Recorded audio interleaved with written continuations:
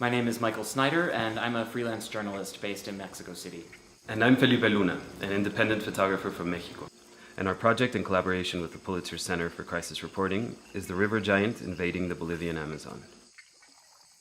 Our project looks at the impact of the invasive Arapaima gigas, or paiche, on the Amazon watershed and the communities who live there.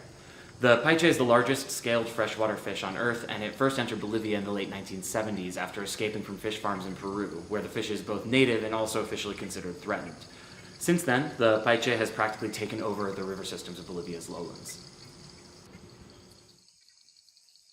International conservation law still officially considers the species threatened in its native habitats of Peru, Brazil, and Colombia, which means exporting wild-caught fish is illegal.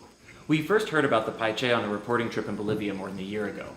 We knew that it was more than just a story about ecology. It was also about borders, rural economies in the developing world, infrastructure, law, and the complexities of good conservation policy.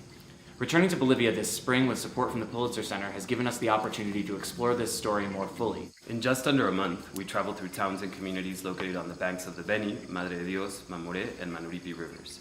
We visited communities where the paiche has been present for decades, and spoke to fishermen and buyers who have completely reshaped their lives around the fish. A lot of them see its presence as a blessing, despite its effect on the local ecosystem. On the Mamoré River, which forms part of the border with Brazil, people are less certain. We spoke with fishermen about the contraband fish trade and about the role of hydroelectric projects in facilitating the paiche's migration upstream. In a community called San Lorenzo, we went out on the water with fishermen who, until a few years ago, had never even seen a paiche. Now, they're fishing them by the dozen from the riverbanks right outside their front doors. An important part of the problem is the total lack of regulation in Bolivia's fishing industry. In the last year, the central government has started passing laws that would encourage fishermen to extract paiche wherever they can.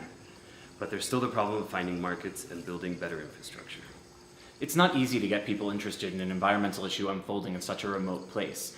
Thanks to the generous support of the Pulitzer Center, we were able to give this issue the time and attention we think it deserves. As the world shrinks, problems like the paiche become more common, not less.